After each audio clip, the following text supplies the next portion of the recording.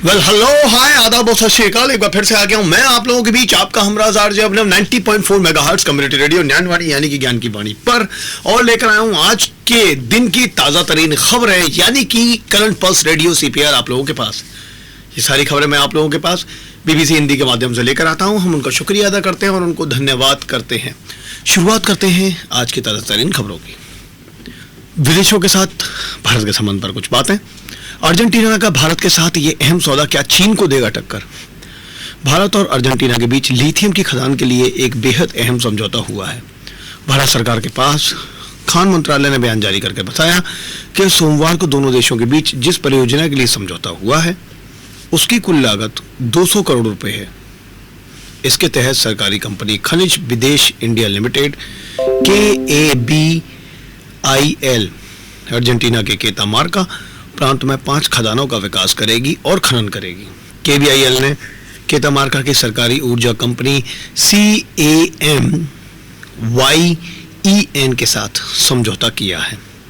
मंत्रालय ने बयान में कहा कि इन 5 खदानों का कुल एरिया 15,703 हेक्टेयर है और KABIL अर्जेंटीना के केतामार्का में ब्रांच ऑफिस भी स्थापित करेगी। इस समझौते के तहत KBIL कमर्शियल उत्पादन के लिए इन खदानों का इस्तेमाल करेगा।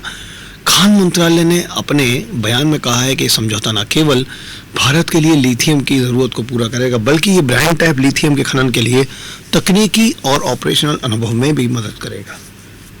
क्या है लिथियम? ऊर्जा परिवर्तन के लिए लिथियम को सबसे महत्वपूर्ण और इकलौते खनिज के तौर पर जाना जाता है। इलेक्ट्रिकल व्हीकल और बैटरी एनर्जी स्टोरेज सिस्टम में इस्तेमाल होने वाली लिथियम आयन बैटरी का ये सबसे खास भाग होता है। आसान शब्दों में कहें तो लिथियम एक तरह का खनिज है जिसका इस्तेमाल इलेक्ट्रिक गाड़ियां, मोबाइल फोन और लैपटॉप में लगने वाली बैटरियों में किया जाता है। लिथियम का इस्तेमाल बार बार रिचार्ज की जा सकने वाली बैटरियों में होता है। इन बैटरियों का इस्तेमाल स्मार्टफोन और लैपटॉप से लेकर इलेक्ट्रिक कारों में किया जाता है। माना जाता है कि डीजल और पेट्रोल गाड़ियों से होने वाला प्रदूषण कम करने की दिशा में ये महत्वपूर्ण कदम है। दुनिया का आधे से अधिक लिथियम का भंडार साउथ अमेरिका के 3 देशों चिली, बोलाविया और अर्जेंटीना में है। इन तीनों देशों को लिथियम ट्रायंगल कहा जाता है। अर्जेंटीना में दुनिया का दूसरा सबसे बड़ा लिथियम का भंडार है, जबकि उसके पास दुनिया का तीसरा सबसे बड़ा लिथियम का रिजर्व और चौथा सबसे बड़ा उत्पादन केंद्र है। इस समझौते के बाद केंद्रीय कोयला और खान मंत्री प्रहलाद जोशी ने कहा कि भारत और अर्जेंटीना के लिए ऐतिहासिक दिन है क्योंकि KIBIL और CAMYEN के बीच समझौते से द्विपक्षीय रिश्तों में एक नया अध्याय लिखा जा रहा है। ये कदम न केवल टिकाऊ भविष्य की दिशा में ऊर्जा परिवर्तन में अहम भूमिका निभाएगा बल्कि भारत में विभिन्न उद्योगों के लिए जरूरी खनिज की सप्लाई को सुनिश्चित करेगा। भारत में लिथियम का भंडार। बीते साल फरवरी में सरकार ने घोषणा की थी कि उसे जम्मू कश्मीर में पहला लिथियम का भंडार मिला है। इससे पहले 2021 में इसी तरह का एक लिथियम भंडार कर्नाटक में मिला था, हालांकि मात्रा के लिहाज से काफ़ी छोटा था। सरकार ने फरवरी 2023 में ऐलान किया था कि जियोलॉजिकल सर्वे ऑफ इंडिया को जम्मू कश्मीर में लिथियम के 49 लाख टन के विशाल भंडार का पता चला है। ये भंडार रियासी जिले में मिले हैं। ये इलाका चिनाब नदी पर बने 690 मेगावाट की क्षमता वाले सलाल पावर स्टेशन से लगभग 8 किलोमीटर की दूरी पर है। सलाल इलाके में जहां लिथियम के भंडार पाए गए हैं उसके आसपास के इलाके में कोई भी रिहायशी बस्ती मौजूद नहीं है। इलाके के करीब 5 वार्ड इस भंडार के आसपास हैं। लिथियम के लिए भारत अभी तक चीन, ऑस्ट्रेलिया और अर्जेंटीना जैसे देशों पर निर्भर रहा है। जानकार मानते हैं कि जम्मू कश्मीर में लिथियम का विशाल भंडार मिलने से ग्लोबल वार्मिंग के लिए जिम्मेदार कार्बन उत्सर्जन को कम करने की भारत की कोशिशों को बड़ा बल मिलेगा। इसकी वजह से साल 2030 तक देश में इलेक्ट्रिक गाड़ियों के निर्माण में 30% तक बढ़ोतरी हो सकती है। जुलाई 2023 में भारत सरकार ने खनन के अपने नियमों में ढील देते हुए खनिजों की खोज के लिए निजी खनन कंपनियों की एंट्री को अनुमति दी थी। भारत सरकार ने पहले घोषणा की थी कि KABIL अर्जेंटीना स्थित CAMYEN के साथ मिलकर 2 इलाकों में लिथियम के खनन को लेकर रुचि रखती है। KABIL कंपनी नेल्को, SCL और MCL की एक संयुक्त उद्यम कंपनी है जिसको साल 2019 में बनाया गया था। इस कंपनी का मकसद विदेश में रणनीतिक रूप से अहम खनिज लिथियम और कोबाल्ट हासिल करना था। चीन को टक्कर दे पाएगा भारत।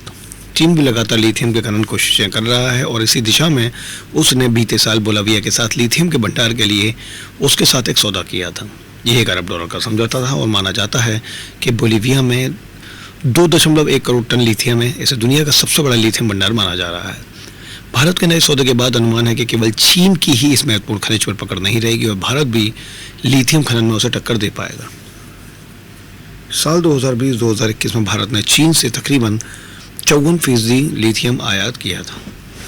एक आंकड़ा बताता है कि उस साल कुल 6,000 करोड़ रुपए का लिथियम आयात किया गया था, जिसमें से 3500 करोड़ रुपए का लिथियम सिर्फ चीन से आया था। भारत लगातार टिकाऊ ऊर्जा के लिए ज़रूरी खनिजों को हासिल करने की दिशा में समझौता कर रहा है। उसने अमेरिका के नेतृत्व वाले मिनरल सिक्योरिटी पार्टनरशिप MSP में एंट्री हासिल की थी। इस समझौते के तहत उसको अहम खनिजों की सप्लाई चेन हासिल करने की दिशा में मदद मिलेगी। साल 2021 में MSP का गठन चीन के खिलाफ किया गया था क्योंकि उसका सप्लाई चेन पर एक छत्र कब्जा था।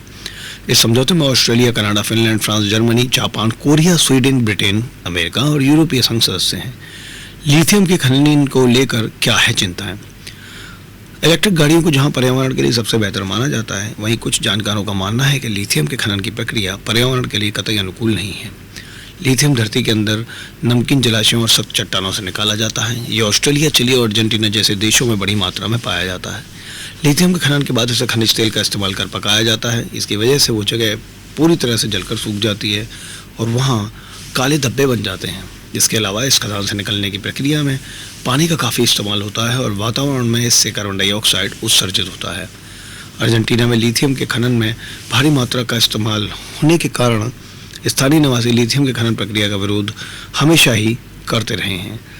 ये थी लिथियम को लेकर अर्जेंटीना के साथ भारत के सौदे को लेकर जानकारियाँ। और अब बताता हूँ आपको खेल से कुछ खबरें। शिवम दुबे के रूप में क्या भारत को मिल गया है भरोसे का ऑलराउंडर? 30 साल के भारतीय ऑलराउंडर शिवम दुबे पाकिस्तान और अफगानिस्तान के खिलाफ 3 मैचों की मौजूदा T20 सीरीज से पहले 2 मैचों में अर्धशतक लगाकर सुर्खियों में हैं। मुंबई में जन्मे शिवम दुबे के पावर हिटिंग की हर कोई तारीफ कर रहा है। सोशल मीडिया पर एक प्रशंसक ने यहाँ तक लिख दिया कि हार्दिक पांड्या, आपको जल्द वापस आने की ज़रूरत है, नहीं तो दुबे आपको इतिहास बना देंगे। हालांकि 1-2 सीरीज के किसी खिलाड़ी का करियर ना तो बन पाता और ना ही बिगड़ पाता है, लेकिन शिवम दुबे की जबरदस्त फॉर्म को हार्दिक पांड्या से जोड़कर भी देखा जा रहा है। शिवम दुबे की विस्फोटक पारी। भारत ने रविवार को इंदौर में खेले गए दूसरे T20 मैच में अफगानिस्तान पर 6 विकेट से शानदार जीत के साथ 3 मैचों में 2-0 से अपराजय बढ़त हासिल कर ली थी। शिवम दुबे ने इस जीत में महत्वपूर्ण भूमिका निभाई। दुबे ने 32 गेंदों पर 63 रनों की पारी खेली, जिसमें 5 चौके और 4 छक्के शामिल थे। यशस्वी जायसवाल के साथ 92 रनों की साझेदारी की, साथ ही 1 विकेट भी लिया। इससे पहले मोहाली में पहले मैच में 150 के स्ट्राइक रेट से 40 गेंदों पर 60 रनों की पारी खेली थी, जिनमें 5 चौके और 2 छक्के शामिल थे।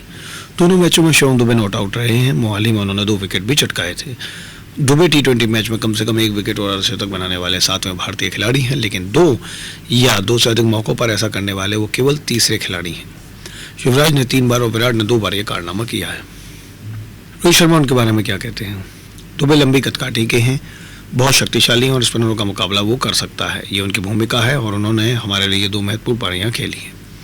अफगानिस्तान पर दूसरी जीत के बाद दुबे ने बताया कि टीम मैनेजमेंट और खासकर कप्तान रोहित शर्मा उनके प्रदर्शन से बेहद खुश हैं। कप्तान मेरे प्रदर्शन से सचमुच खुश हैं। उन्होंने मुझसे कहा कि अच्छा खेला।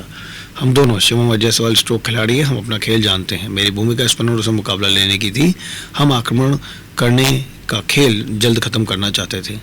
दिमाग में कोई लक्ष्य नहीं था, हमें खेल और पहले ही खत्म कर लेना चाहिए था। कप्तान रोहित शर्मा कहते हैं दुबे लंबी कदकाठी के हैं ही हैं और वो शक्तिशाली हैं। IPL से चमका शिवम का सितारा। शिवम दुबे 2022 में IPL की टीम चेन्नई सुपर किंग्स में शामिल हुए। इसके बाद उनका करियर ग्राफ ऊपर जाने लगा। उस साल 11 मैचों में 289 रन बनाए। पिछले IPL में तो उनका प्रदर्शन और भी जोरदार रहा। 16 मैचों में 418 रन बनाकर चेन्नई का रिकॉर्ड 5वीं बार चैंपियन बनाने में उन्होंने बड़ी भूमिका निभाई। दूसरे T20 में मैच के बाद दुबे ने ब्रॉडकास्टर जियो सिनेमा के साथ बातचीत में बताया कि कप्तान MS धोनी और कोच स्टीफन फ्लेमिंग के सहित सुपर किंग्स के वरिष्ठ सदस्यों ने उनका आत्मविश्वास बढ़ाने में मदद की। उन्होंने कहा इसका श्रेय CSK टीम और माही भाई को जाता है। मेरे पास हमेशा से हुनर था। CSK खिलाड़ी से उसका सर्वश्रेष्ठ निकलवाना जानती हैं। उन्होंने मेरा आत्मविश्वास बढ़ाया। उन्होंने कहा कि मैं IPL में रन बना सकता हूँ। मुझ पर भरोसा किया। हसी और फ्लेमिंग जैसों ने कहा कि उन्हें मुझ पर यकीन है, मैं वो कर सकता हूँ जो वो चाहते हैं। उन्होंने कहा जब मैं CSK के साथ जुड़ा तो उन्होंने यानी कि MS धोनी ने मुझसे कहा कि मुझ में बल्लेबाजी करने की क्षमता है। इसके लिए उन्होंने मुझे स्मार्ट बनने के लिए कहा। मैंने अपनी कमजोरियों पर ध्यान देना शुरू किया। एशियाई खेलों के बाद दुबे को ऑस्ट्रेलिया के खिलाफ T20 सीरीज के लिए चुना गया था, लेकिन उन्हें खेलने का मौका नहीं मिला। इसके बाद साउथ अफ्रीका के खिलाफ सीरीज से उन्हें बाहर कर दिया गया। दुबे को T20 विश्व कप के लिए हार्दिक पांड्या के बैकअप के रूप में देखा जा सकता है, जो इस समय घायल हैं। खुद को बेहतर बनाने पर कर रहे हैं वो काम। दुबे T20 क्रिकेट के लिए मानसिक मजबूती को बेहद अहम मानते हैं। उन्होंने अपने गेंदबाजी को बेहतर करने के लिए कई काम किए हैं। वो कहते हैं, ऐसी कई चीज़ें हैं जिन पर मैंने काम किया है। कौशल के अलावा ये बहुत महत्वपूर्ण है कि आप मानसिक तौर पर T20 के लिए खुद को कैसे तैयार करते हैं, दबाव में कैसे अपने आप को संभालना है और किस गेंदबाज पर आक्रमण करना है। हर गेंद को हिट नहीं करना है। मैं अपनी गेंदबाजी पर भी काम कर रहा हूँ। लगातार अच्छे प्रदर्शन के साथ दुबे इस साल के जून में होने वाले T20 विश्व कप के लिए अपनी मजबूत दावेदारी पेश कर रहे हैं। टीम इंडिया के पूर्व ओपनर आकाश चोपड़ा का मानना है कि बाएं हाथ के 3 बल्लेबाज शिवम दुबे, यशस्वी जायसवाल और रिंकू सिंह ने T20 वर्ल्ड कप 2024 के लिए दावेदारी ठोक दी है, लेकिन प्लेइंग 11 में केवल एक को ही मौका मिलेगा। चोपड़ा ने सोशल साइट एक्स पर लिखा है कि दुबे की स्ट्राइकिंग पावर अविश्वसनीय है, यशस्वी का स्किल और इंस्टेंट सराहनीय है। फिर रिंकू हैं, तीनों लेफ्टी विश्व कप चयन के लिए बेहद मजबूत दावेदारी पेश कर रहे हैं। अफसोस उनमें से केवल एक को ही प्लेइंग 11 में जगह मिलेगी। शिवम दुबे मूलतः उत्तर प्रदेश के भदोही से हैं, लेकिन कई साल पहले उनका परिवार मुंबई में आ बसा था। पिता भिवंडी में जींस के कारोबार में हैं। जुलाई 2021 में शिवम दुबे ने अपनी गर्लफ्रेंड अंजुम खान से शादी की थी। उस वक्त भी सोशल मीडिया पर वो सुर्खियों में थे। तो ये थी खेल को लेकर खबरें। अब लेकर आता हूँ आप लोगों के पास कुछ खबरें भारत को लेकर। अनुच्छेद 370 हटने पर सुप्रीम कोर्ट की लगी मोहर, फैसले पर किसने क्या कहा। सुप्रीम कोर्ट के मुख्य न्यायाधीश DY चंद्रचूड़ की अध्यक्षता वाली 5 जजों की बेंच ने सर्वसम्मति से जम्मू कश्मीर को विशेष राज्य का दर्जा देने वाले अनुच्छेद 370 को हटाना वैध माना है। इस फैसले को प्रधानमंत्री नरेंद्र मोदी जी ने ऐतिहासिक बताया था। उन्होंने कहा कि 5 अगस्त 2019 को भारत की संसद के लिए फैसले को संवैधानिक तौर पर स्वीकृति मिली है। पीएम मोदी ने कहा कि जम्मू कश्मीर और लद्दाख के लोगों को सपना को पूरा करने की प्रतिबद्धता अटूट रहेगी। उन्होंने कहा कि हम चाहते हैं कि प्रगति का फल सिर्फ जम्मू कश्मीर के लोगों तक ही नहीं पहुंचे, बल्कि इसका लाभ भी हाशिए के उन लोगों तक पहुंचे जिन्होंने 370 अनुच्छेद की वजह से काफी कुछ झेला है। 5 अगस्त 2019 को केंद्र की बीजेपी सरकार ने जम्मू कश्मीर में अनुच्छेद 370 को निष्प्रभावी करते हुए इसे 2 केंद्र शासित प्रदेशों में बांट दिया था। सर्वोच्च न्यायालय ने सोमवार को अपना फैसला सुनाते हुए कहा कि 370 एक अस्थायी प्रावधान था और राष्ट्रपति के पास इसे हटाने की शक्ति थी। अदालत ने कहा कि जम्मू कश्मीर के पास बाकी राज्यों से अलग कोई संप्रभुता नहीं है। सुप्रीम कोर्ट के इस फैसले पर नेशनल कॉन्फ्रेंस के उपाध्यक्ष उमर अब्दुल्ला ने कहा है कि वो निराश हैं। वहीं महबूबा मुफ्ती ने इसे आइडिया ऑफ इंडिया की हार बताया। कांग्रेस नेता और जम्मू कश्मीर के राजा रही हरि सिंह के बेटे कर्ण सिंह ने इस फैसले का स्वागत किया है। जम्मू कश्मीर की पूर्व मुख्यमंत्री महबूबा मुफ्ती ने कहा है कि सुप्रीम कोर्ट का फैसला आइडिया ऑफ इंडिया की हार है। मुफ्ती ने कहा यह गांधी कि उस भारत की भी हार है जिसे पाकिस्तान को दरकिनार कर जम्मू कश्मीर के लोगों ने चुना था।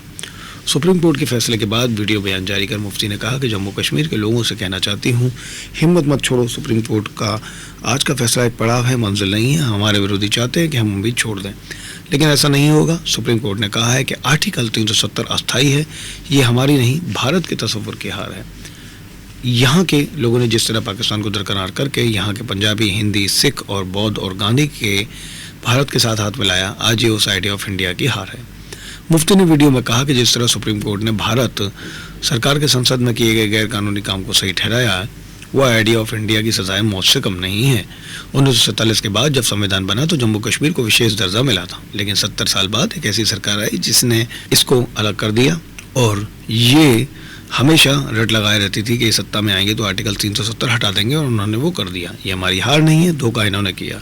उन्होंने जम्मू कश्मीर में उन ताकतों को मजबूत किया जो कहती थी कि भारत के साथ जाना गलत है। AIMIM प्रमुख और हैदराबाद से सांसद असदुद्दीन ओवैसी ने कहा कि वो सुप्रीम कोर्ट के फैसले से खुश नहीं हैं। उन्होंने कहा कि इसमें कोई दो राय नहीं है कि कश्मीर हमेशा से भारत का अटूट हिस्सा है, लेकिन अटूट हिस्सा जब हम कहते हैं तो उसका यूनियन से जो रिश्ता है उसे तो खारिज नहीं किया जा सकता। जब ये कोर्ट से वैध हो चुका है तो कल को बीजेपी को चेन्नई, कोलकाता और हैदराबाद और मुंबई को केंद्र शासित प्रदेश बनाने से कोई नहीं रोक सकता। इसका नुकसान सबसे ज्यादा भविष्य में डोगरा और लद्दाख के बुद्धिस्ट को होगा। प्रधानमंत्री नरेंद्र मोदी ने अपने ट्वीट में आखिर में कहा कि यह फैसला सिर्फ कानूनी आदेश नहीं बल्कि उम्मीद की किरण है। उन्होंने कहा कि कोर्ट ने अपने गहन ज्ञान से एकता के उत्साह को मजबूत किया है, जिसे हम भारतीय होने के नाते सबसे ऊपर रखते हैं। मैं जम्मू कश्मीर और लद्दाख के लोगों को आश्वस्त करना चाहता हूं कि आपके सपनों को पूरा करने के लिए हमारी प्रतिबद्धता अटूट है। केंद्रीय गृह मंत्री अमित शाह ने आर्टिकल 370 पर सुप्रीम कोर्ट के सोमवार को आए फैसले का स्वागत करते हुए कहा कि उच्चतम न्यायालय के आदेश से साबित हो गया है कि आर्टिकल 370 हटाने का फैसला पूरी तरह संवैधानिक था। सुप्रीम कोर्ट ने आर्टिकल 370 को हटाने के फैसले को बरकरार रखा। मैं इसका स्वागत करता हूँ। और ये थी आप लोगों के पास पॉलिटिक्स से कुछ खबरें। आप लोगों के साथ दोबारा बना रहूँगा यहाँ पर CPR यानी करंट पल्स रेडियो में 90.4 मेगाहर्ट्ज़ पर। Thank you so much. बने रहिए हम लोगों के साथ।